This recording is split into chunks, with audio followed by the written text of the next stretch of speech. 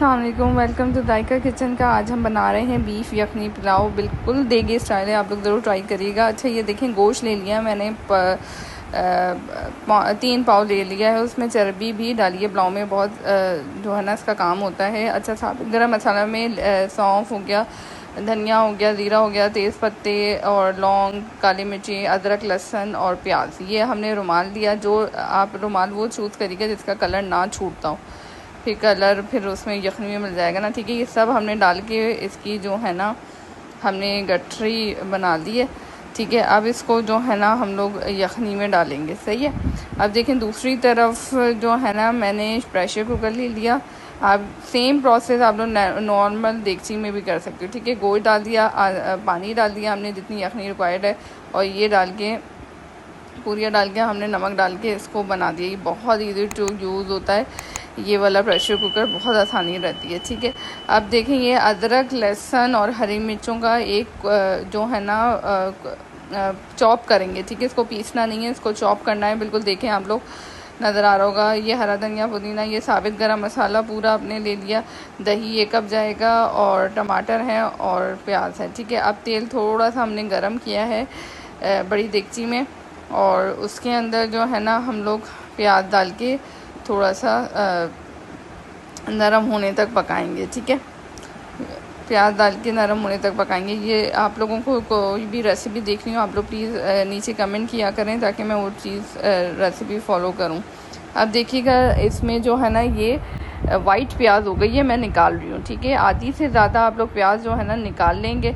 ठीक है, तकरीबन ये 4 बड़ी प्याज थी ना, तो उसमें से 3 प्याज आप निकाल के जो है ना 1 प्याज आप रहने देंगे उसके अंदर। ठीक है, स्लाइस की भी प्याज है। अब इसको ब्राउन कर देना है। ठीक है, ये देखें ब्राउन हो गई है। ये वाला स्पून यूज़ कर लिया करें, इससे ना बहुत आसानी से जो है ना निकल आते हैं एक ही साथ में ना सारा प्याज वगैरह, या जो भी आप लोग बनाएं पकौड़ों के लिए, उसके लिए ये वाला बड़ा सही रहता है चम्मच ना।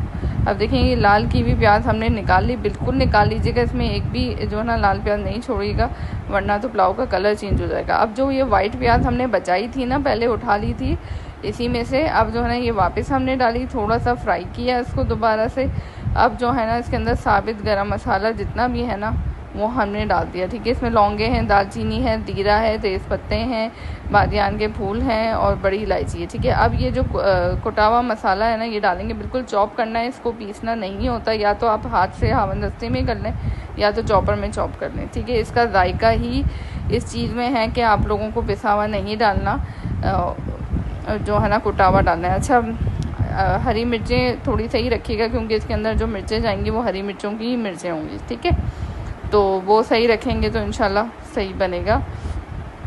अब जो है ना हमने गोश्त है ना जो बॉईल किया था ना, जो यखनी बनाई थी वो डाल दिया हमने, आलू डाल दिए। ठीक है, आलू मेरे बच्चे शौक़ से खाते हैं, इसलिए जो है ना मैं डाल देती हूँ।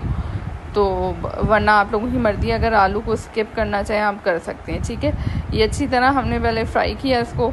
ठीक है, और जो है ना उसके बाद हम इसके अंदर दही डाल लेंगे।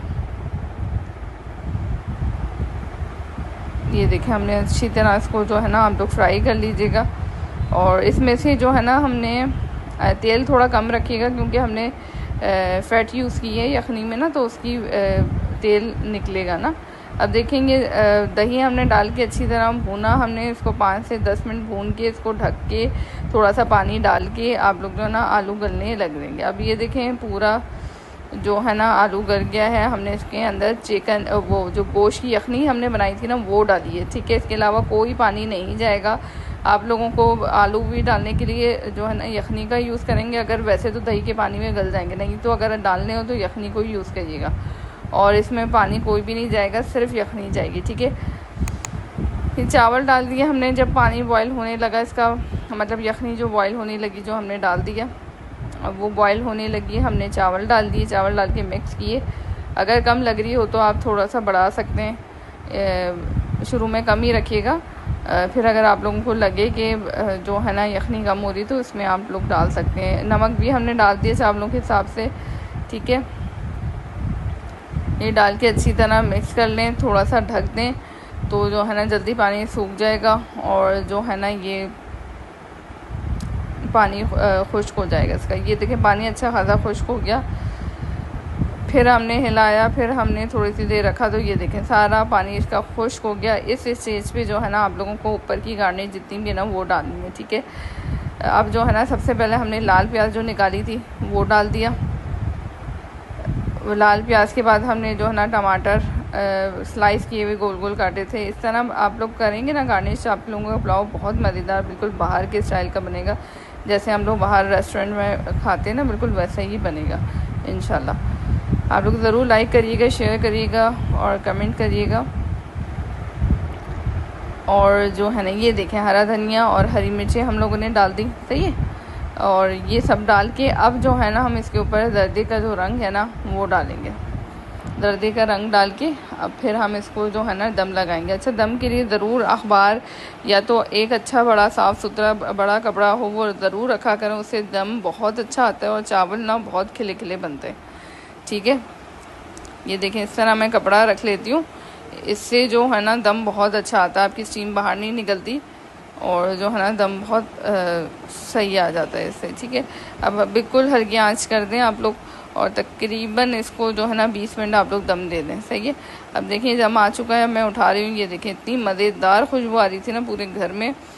आप लोग ज़रूर ट्राई करिएगा और मुझे बताइएगा कि कैसा बना है ये जो रेसिपी है। अब देखेंगे इतने खिले खिले चावल आप लोगों के बनेंगे ना कि बस, ठीक है। आप लोग ज़रूर ट्राई करिएगा, मेरे चैनल को फॉलो करिएगा, सब्सक्राइब करिएगा, आगे शेयर करिएगा, कमेंट में भी ज़रूर बताइएगा। थैंक यू, अल्लाह हाफ़िज़।